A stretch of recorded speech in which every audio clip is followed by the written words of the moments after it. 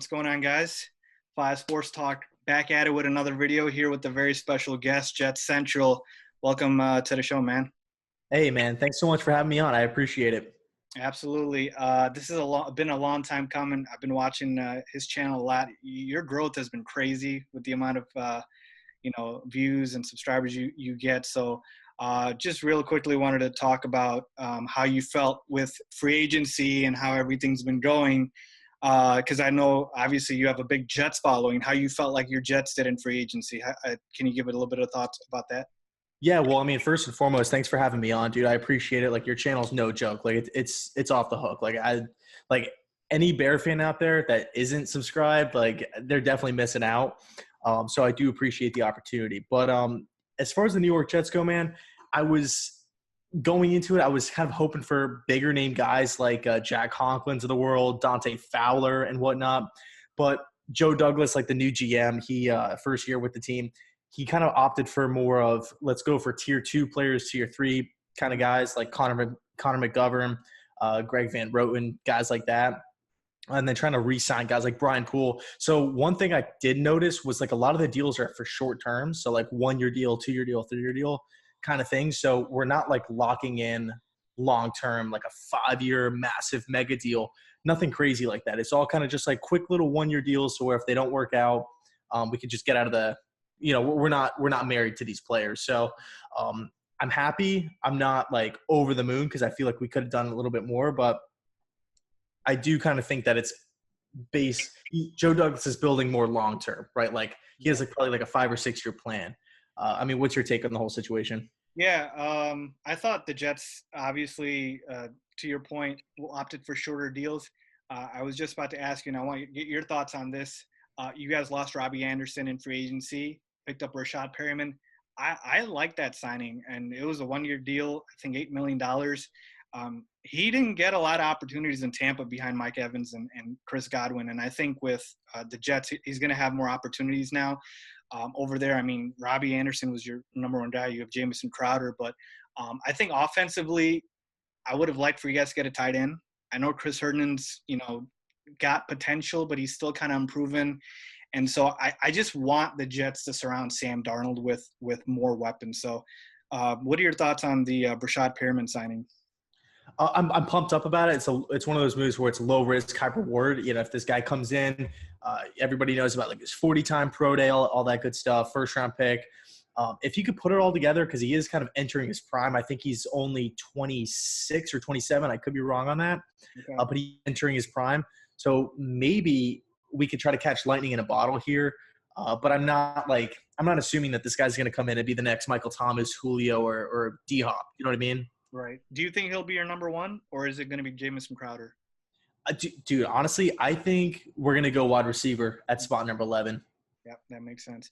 But let me ask, it's kind of funny, too. It's actually funny because I feel like when Matt Nagy first took over for your Bears, he came in with, like, the opposite approach. He's like, we have an offense. We need to get more explosive. Let's just go out and just sign a ton of guys like Trey Burton, A-Rob, all these different guys, Tariq Cohen. Like, they just drafting guys, free agent signings, like, left and right. It was crazy. Yep. Yeah, no, it's crazy. Obviously, I'll talk a little bit about the Bears, but just wrap up your quick thoughts by giving a grade you think for the Jets for free agency. I'm gonna say right now it's either between a C+ or a B- because we did address a lot of needs, which I'm pumped about. Mm-hmm. I just don't know if all of these guys are going to work out. There's a really good chance that half of them are worse than what we had last year. So we did address needs, but not really too thrilled of all the guys we got, but at least it's something. So What would you give it? Yeah, what would you give it? Yeah, I'd probably give it a C, just because, like I said, I want the Jets to surround Sam Darnold. That's your guy. You want to give him as much weapons as you can. Look at what the Browns are doing with Baker Mayfield. I mean, my God, if he doesn't get them to the playoffs, I don't know. I'm just saying he's got Austin Hooper. I wanted him on the Bears. And speaking of the Bears, and how I think they fared in free agency, similar to the Jets, a lot of low risk, high reward moves, 1-year deals with a lot of former first round pick guys. They signed I'm just talking about the lower tier guys right now, like a Bartavius Mingo, Jordan Lucas. These are guys obviously that a lot of fans might not know about, but they add depth. But as far as the big moves, I like the Nick Foles signing. Look, we all know Mitch Trubisky obviously had a down year. Here's my thing with Nick Foles, and people think I'm a Mitch Trubisky apologist or supporter.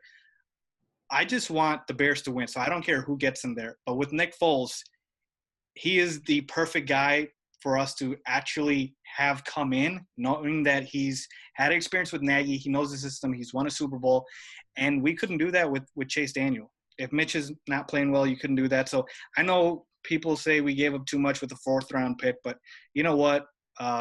Was it Kyle Allen got a 5th-round pick? Like the Redskins gave up that much. So, I think that's the price you have to pay. But I love the Robert Quinn signing. I thought that was a fantastic need that they had with the pass rusher alongside Khalil Mack. You did like that signing. I did like that signing because I thought that we needed to have somebody that could take advantage of all the double teams Khalil Mack gets. And Leonard Floyd never did that. And so obviously we let him go. So I thought that was the best signing. And then the worst one to me was the Jimmy Graham signing. Yeah. I don't think anybody would have paid that much money for Jimmy Graham right now. I get it. I know that they felt like they addressed the need, but I didn't like that signing at all. He's over the hill. He's a little washed up. Like I mentioned, I wanted Austin Hooper. Obviously that didn't happen, but overall mixed emotions about the Bears. I'd probably give them, a C+, because they did address needs, but did they address them well? I don't think so. What are your thoughts? Right. No, I think the Bears are an interesting team because and it was crazy because I felt like throughout the course of last season, whether you're talking about fans, buddies, whatnot, everybody just made fun of the Bears and they said, "Oh my!" Like it was like a laughing stock. But when you take a look at it, like they didn't really have like a bad season, And Mitch Trubisky, I mean, yeah, like he wasn't the best quarterback in the world, but it's not like he's the 32nd or the 31st. He still has an upside. People are quick to forget like that this guy did not play a lot of games in college. Like he's still learning. He's still growing as a quarterback. Matt Nagy's system is complicated. He puts a lot on the quarterbacks. I know everybody just like looks at the weapons that he has and kind of goes by fantasy points, but it's a tough division with a lot of responsibility. I wouldn't just up and release Trubisky. I wouldn't try to trade him for like a late round guy. You still have some hope, it looks like. You still have some hope in Trubisky. And just real quickly, talk about who do you think wins that job between him and Foles? I think I don't know if it's been declared, if it's just a straight like an open competition. That's like, what they're saying. But that's so I don't know if it's going to be one of those things where is Foles going to be coming in as a backup and he's going to be waiting for Trubisky to kind of stall out, or is it just open like free range? Like what's gonna happen here? I'm gonna say that Trubisky probably gets the nod because I think maybe adding a guy like Foles probably lights a fire under Mitch, and he's still a young guy. Like he could still get better. He could still like perform well. You know what I mean? Whereas Nick Foles, I think he kind of, he could come in and hopefully manage the game. Right. So I'm going to say Trubisky probably gets the nod, but I think he has an extremely short leash, moving forward. I agree with that. So just real quick then, what would your grade be for the Bears in their free agency? I'm going to say a C because I did like some of the – like I kind of agreed with, okay, let's go out and try to get a quarterback. I just didn't know if Foles was the right guy because now you're taking on a massive deal and you're giving away a 4th-round pick where we could have got a guy like, a Teddy Bridgewater, a Jameis Winston, an Andy Dalton who would come at a cheaper price and we wouldn't necessarily have to give up that high of an asset. Now Cam Newton too is looking like he's going to be available. I know not all those guys are system fits. I know not all those guys have experience with Nagy. But the one thing I always kind of keep falling back on with Chi-Town here, I feel like everybody looks at Matt Nagy and they're quick to label him as like an idiot or like he's in over his head. I think Nagy's a lot smarter than what people kind of portray him as, and I think he knows what he's doing. I mean, Foles won a Super Bowl against the Patriots. This guy's not like some washed up guy. You know what I mean? But I'll give him a C. Another quick point. I think they overpaid for Robert Quinn a little bit, like a 5-year deal. Like I thought his career was done. After the Rams, I thought like he was probably going to be out of the league in 2-3 years. So now you're pretty much locking into a 5-year deal. I personally would have done that, but I definitely understand the logic. Yeah. No, and like I said, I think it's only 30 million guaranteed, but yeah, they did lock in for a lot of years. I think that was also frustration from Ryan Pace missing on another first round pick and Leonard Floyd, so maybe he compensated with overpaying. But let's switch gears real quick here and just talk about free agency in general. So I wanted to get your thoughts on. Give me the team or teams that you feel like had the best moves and got a lot better coming out of free agency than they were going into free agency. Right, so I'll just rattle off 3. I think first and foremost, the Arizona Cardinals. I mean, who would have thought that they would just acquire a top 5 wide, or in my opinion, a top 5 wide receiver in Hopkins like that? Yeah. You didn't have to give up a first-round pick. You didn't have to give up, like, half your team. You're trading away a player that virtually is not even in the plans of Cliff Kingsbury long-term, and you're getting that good of a player on the outside. It blows my mind. A couple more teams, the Denver Broncos, I felt like they made some pretty solid moves, getting guys like AJ Boye, Melvin Gordon for cheap, and Glasgow from Detroit. And then the LA Chargers with adding guys like Balaga and Chris Harris. I know they let go of Phillip Rivers, but I'm a big Tyrod guy. I'm not saying he's a top 15 quarterback, but I think he's kind of what the Chargers need. Plus, they went out and they got Turner from Carolina at guard. So I really like what those 3 teams did. What about you? No, I agree with a lot of those teams. Man, speaking of the Chargers, they're loaded. I'm not as big of a fan of Tyrod Taylor. I do think that they need a better quarterback, but man, is that team stacked. As far as who I think improved, speaking of Phillip Rivers' former team, I think the Colts, I like what they've done. I know Phillip Rivers isn't the same quarterback, but here's the thing. I will never hate on 1-year deals. Okay, they're the lowest risk, high reward moves, so it's a 1-year deal. And yes, I still think he's better than Jacoby Brissett, so I like that move. And in a division that I think they can take advantage of, and then trading for Forrest Buckner, I think they smell blood. I think they're going for it in that division, so I like what the Colts have done. Obviously, you got to talk about the Bucs, and I do really quickly want to get your thoughts on the Tom Brady signing. Look, Brady's going on 43. Look, I get it, but here's the thing. They went from irrelevant to relevant. I think that's a win in itself with Tampa, and it's a tough division. But just real quickly, what are your thoughts on the Brady signing? Well, Brady, I mean, everybody knows he's kind of a shell of himself at this point. I feel like they are upgrading quarterback, obviously not long term, but for a quick 1 to 2 year window, I think it's beneficial. Obviously, I think Brady just needs to come in and kind of just take care of the football, just get it to guys like Evans and Godwin and the playmakers that Tampa has. I do think though that when you go back and you kind of watch the tape of Tampa, or really just look at the numbers, Tampa threw the ball a ton last season. It was because they had no running game. So I feel like the Buccaneers, they need to figure out what's going on with the run game. Get a guy like J.K. Dobbins, DeAndre Swift out of the draft. I thought they were going to be in play for Melvin Gordon, but just didn't really happen. I thought that too, and I still think they need to improve the run game. But yeah, just real quickly, a couple more teams that I thought had a good free agency. I liked what the Browns did.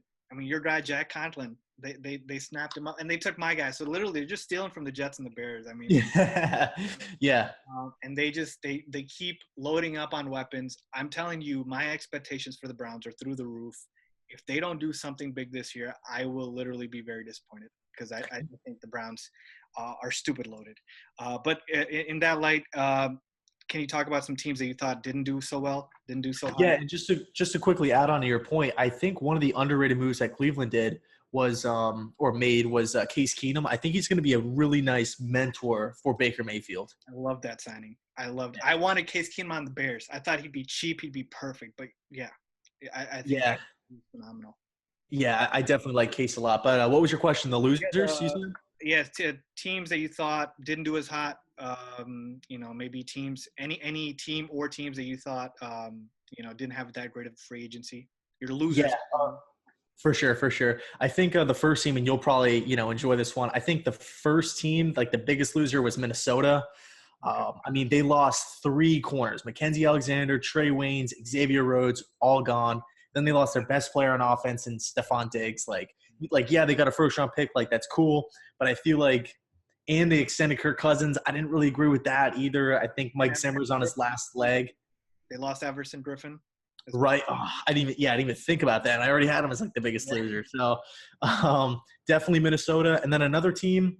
I mean, of course, like you kind of have to say New England as well, just because Yeah, I was just like they're not the biggest loser in the world, and Bill Belichick will find a way like he always does. But Houston, I mean, I just feel like Houston didn't get any better at all. I just feel like you kind of have to maximize what Deshaun Watson's giving you. Even though I'm not like the biggest Watson guy in the world, I still feel like he's a really, really, really good quarterback, and they're just doing absolutely nothing for him. So Minnesota and Houston. What about you? I mean, Minnesota is one I didn't have, but I just remembered now because they were so cash strapped that I think, had to let a lot of those pieces go. But yeah, they definitely got worse. And in that light, I thought the NFC North in general, outside of the Bears, who I think still did get a little bit better, the Packers didn't do much. The Lions really didn't do much. I mean, trading away Darius Slay, your best corner, and I think the word getting out about how Matt Patricia is. I don't know if you heard about the comments he had. I thought that just spoke very poorly of the culture in Detroit. So I just thought the NFC North in general, outside of the Bears, didn't get as much better. But yeah, the other two teams were right on what you said. Houston and New England. I mean, Bill O'Brien, I don't need to beat a dead horse here, but he I don't know how he got the gig to be a GM too, how he weaseled his way into that. But I think literally Deshaun Watson, the writing's on the wall. He's going to want out. How you don't get a first-round pick for DeAndre Hopkins when Stephon Diggs got one doesn't make any sense to me. And New England's interesting because I'm so used to not doubting New England, but they didn't really do anything significant. Obviously losing Tom Brady, but you signed Brian Hoyer. I mean, are you going to really go into next season with Jared Stidham and Brian Hoyer? So I don't really know what the plan is, but yeah, they're a loser to me for sure. Any thoughts on? Yeah, I mean, I still. Go Oh, ahead. sorry. Yeah, I think I think the connection's kind of messing up a little bit. What was that last question though? Yeah. Just what were your thoughts on New England? Real quick. It's one of those things where I'm not going to be counting out Belichick. I've always been kind of one of those guys where it's. I've always felt like Belichick is more important to the Patriots than Brady is. I know, sometimes it's half and half. Sometimes it's people, Brady's more important, this and that, and that's completely understandable. But I think they'll be fine. I mean, they still have a dominant defense. And, yes, the Bills, yes, the Dolphins have been getting better throughout the offseason. Plus, we still have the draft to go. But they're not going to be the same team. I would actually honestly look at New England trying to acquire Jacoby Brissett back from Indianapolis. Because, I mean, if you're bringing in Phillip on a 1-year contract and you're going in like he's the starter, what good is it to be paying that much for backup? You know what I mean? No, that's a great point. I totally agree with that. And like I said, that's the one team I don't want to bet against, but I just don't know what they're doing. But yeah. Right. So actually, I have a quick question for you. What team, player, whatever, what was the biggest surprise move to you? I mean, the easy answer is a Hopkins trade for sure. Mm-hmm. That one was out of nowhere. Didn't really expect that. But I think the surprising thing to me wasn't a one move in particular, the wide receiver market. I didn't think it would be this bad in free agency. I mean, we didn't see even the running back market really. Like Robbie Anderson was a guy that I thought, for sure would be able to command top dollar. And what did he end up getting? Like 10, 12 million a year from the Panthers. Mm-hmm. So I thought that was very surprising to me, and just talks about where the league is going. And running back wise too, I mean, Melvin Gordon to the Broncos. I mean, he kind of played himself. So I thought that was really interesting, which just tells me the draft is going to be probably very offense heavy. It's looking like there's a good chance because of how free agency played out. What are your thoughts? Big time. No, I would probably say like the most surprising move, like something I did not see happening in the least, was Bridgewater to Carolina. Like I would have never thought that was going to happen, but it happens. And honestly, at this point, like it's looking like it's a pretty solid fit. So yeah, definitely the Bridgewater Panther, marriage now. So going to be interesting for sure. Yeah, for sure, man. Well, I know we could talk for a while, but I know we're out of time here. But thank you so much, man. I really appreciate you coming on and talking with me. And I want to do this again with you.